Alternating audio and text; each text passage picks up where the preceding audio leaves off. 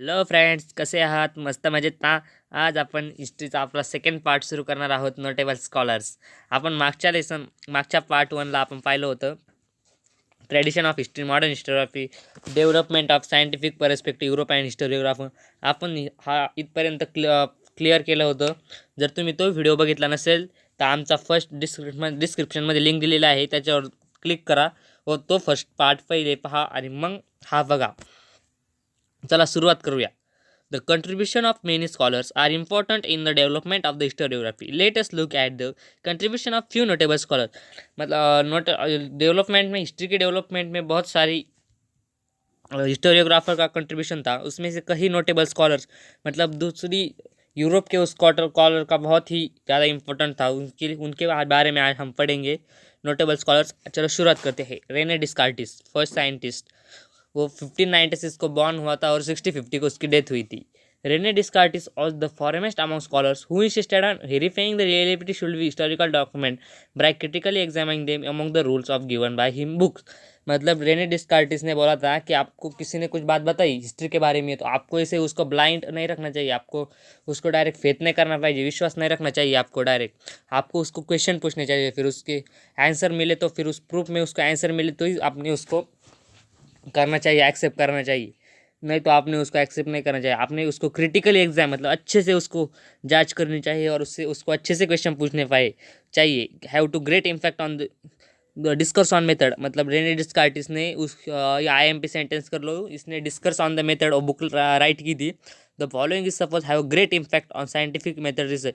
उसकी बात से बहुत साइंटिफिक पे रिसर्च में प्रभाव पड़ा. Never to accept anything true till all doubts are clear excluded. मतलब उसने बोला था कौन सी भी चीज़ ऐसे ही एक्सेप्ट नहीं करना आप, जब तक आपके पूरे डाउट क्लियर हो जाए. आपको उसको क्वेश्चन पूछना चाहिए. मतलब उसके नेचर से वो सारे एंगल से क्वेश्चन पूछने चाहिए. जब आपको आंसर आया तो आप समझना ये राइट है. चलो सेकंड पढ़ते हैं. Voltaire's originally name was Francois Maria right. He was French. मतलब होल्टेयर का ओरिजिनल नेम था फ्रैंकोइज मैरिया राइट. इसकी डेट ऑफ बर्थ 1694 और डेथ 1778. ही वॉज फ्रेंच और फ्रेंच था. He open that along the truth और chronological order historical events tradition trade economic also. मतलब हम कैसे क्रोनोलॉजी के बारे में पढ़ते हैं. मतलब सिविल डिसऑबीडियंस हुई, जिसका गांधी जी इंडिया में आए, फिर उन्होंने लोगों को प्रेरित किया, फिर इंडिपेंडेंस मिला. हमें सिर्फ क्रोनोलॉजी ऑर्डर के बारे में नहीं पढ़ना चाहिए. हमें social, tradition, trade, economy, agriculture, मतलब उस टाइम को कैसा क्या था, हमें वो भी पढ़ना चाहिए. It was also equally important histography. It give rise to thought understanding aspects of human life. मतलब हम उसको जब पढ़ते हैं एग्रीकल्चर, उस टाइम को एग्रीकल्चर कैसा था, लोगों की लाइफ कैसी थी, तो हम हिस्ट्री को अच्छे से समझ पाते. It is said life is important for history. Thus it is say that Voltaire was the founder of modern. इसलिए होल्टेयर को हिस्ट्री का फाउंडर बोला जाता है. मतलब उसने बोला था कि agriculture, trade, economy also important है हिस्ट्री पढ़ने के लिए. उसको मॉडर्न हिस्टोरियोग्राफी का जनक माना जाता है. मतलब फादर ऑफ मॉडर्न हिस्टोरियोग्राफी भी उसको माना बोला जाता है. चलो थर्ड लेते हैं. George William Friedrich hazel. George William Friedrich की डेट ऑफ बर्थ 1770 मतलब वो बॉर्न 1770 को हुआ था और डेथ 1831 को है. Hazel was a German philosopher. और जर्मन था hazel. He insist that historical reality should be presented in logical man. मतलब उसने बोला था कि आपको कुछ प्रूफ और चाहिए हिस्ट्री को पढ़ने के लिए. मतलब कोई भी आए और बोले आपको ये हुआ था, उसने कुछ प्रूफ नहीं, इसलिए आप उसको एक्सेप्ट नहीं कर सकते.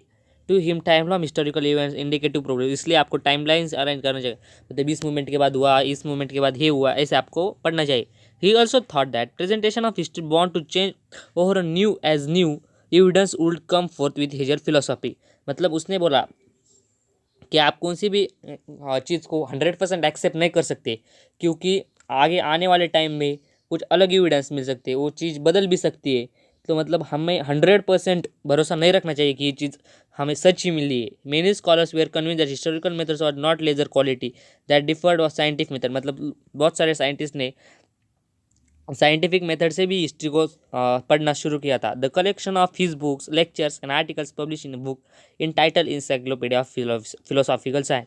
His book reason of history is known as. मतलब उसने जिसने उसको पढ़ाया था, वो पढ़ा था भी था, उसके लिए उसके लेक्चर्स, आर्टिकल्स बुक में प्रेजेंट है. उस बुक का नाम है encyclopedia of philosophical science. And उसकी बुक उसने लिखी हुई book, his book reason of history is well known. मतलब उसकी रीजन ऑफ हिस्ट्री बहुत वेल नोन है, मतलब बहुत फेमस है। उसने हमें बताया कि हिस्टोरी, हमें कोई भी कुछ बताए हमें एक्सेप्ट नहीं करना चाहिए, हमें उसको अच्छे से जांच करनी चाहिए। It is good to know this. According to Hegel, grasping meaning of any event happens in the terms of two direct opposite humans. Mind cannot be understand true nature of event without understand opposite. For example, true or false, good, etc. मतलब एक आधा event कुछ होता है, एक आधी घटना होती है, तो हमें मतलब हर आदमी की एक जैसी थिंकिंग नहीं होगी ना, मतलब थिंकिंग बदलती है लोगों की, इसकी अलग उसकी अलग। मतलब हमें उसको बहुत, हमें कुछ हिस्ट्री पढ़ना है तो हमें उसका गुड बैड देखना चाहिए, ट्रू फॉल्स देखना चाहिए, हमें सारे एंगल से उसको पढ़ना चाहिए, फिर हमें पता चला। In order to understand true nature of thing one need to know both true और फॉल्स। मतलब किसी को हिस्ट्री पढ़नी है तो हमें दोनों साइड से देखना चाहिए, क्या सही है क्या गलत है। सिमिलरली गुड और बैड, मतलब क्या अच्छा हुआ है क्या गुड हुआ है, किसके लिए क्या हुआ। This method of analysis which based on opposite is known as dialectics. मतलब जिस मेथड से हमें दोनों टाइम साइड से देखना चाहिए उस मेथड को डायलेक्टिक्स बोलते हैं। In this method theory propose beginning which is called thesis. जो थ्योरी बताइए उसको थेसिस बोलते हैं। Then another theory is propose which control thesis, it is called antithesis. मतलब अनदर थ्योरी पता है उसको एंटीथेसिस बोलते हैं। After logical discussion both new thesis is propose with including gist both thesis are the antithesis. This process of arriving this is called synthesis. ये process है, हमें दोनों साइड से देखना चाहिए गुड और बैड। इस प्रोसेस को सिंथेसिस बोलते हैं। चलो अगला पढ़ते हैं। लिफोर्ड ऑन रैंकी, उसकी डेट ऑफ बर्थ 1795 और death 1886। Historiography of 19th century was greatly influenced by thoughts of Leopold von Ranke, Berlin university. मतलब 19th सेंचुरी की बहुत थॉट्स उसके लियोपोल्ड ऑन रैंकी के उसके वजह से बदल गए। He spoke about the critical method of historical research. उसने हिस्ट्री को पढ़ने के बहुत सारी ये बताए। He put the emphasis on the utmost importance information gather through original document. उसने बताया कि हमें कोई भी इन्फॉर्मेशन मिली तो हमें उसको ट्रू डॉक्यूमेंट समझ कर ही उसको अच्छे से पढ़ना चाहिए। He also stated all types of documents associate with historical event need to be examine with greatest care. मतलब कुछ भी डॉक्यूमेंट मिली तो हमें उसको अच्छे से पढ़ना चाहिए, उसको एक डॉक्यूमेंट पे लिखना चाहिए। He believe that with this method it was possible to reach historical truth. मतलब उसने बोला कि इस लॉ की वजह से, मतलब मैं कौन सी भी डॉक्यूमेंट मिले अच्छे से पढ़ना चाहिए, हम हिस्टोरिकल ट्रुथ तक पहुँच सकते हैं। He criticise imaginative narration of history collection of his.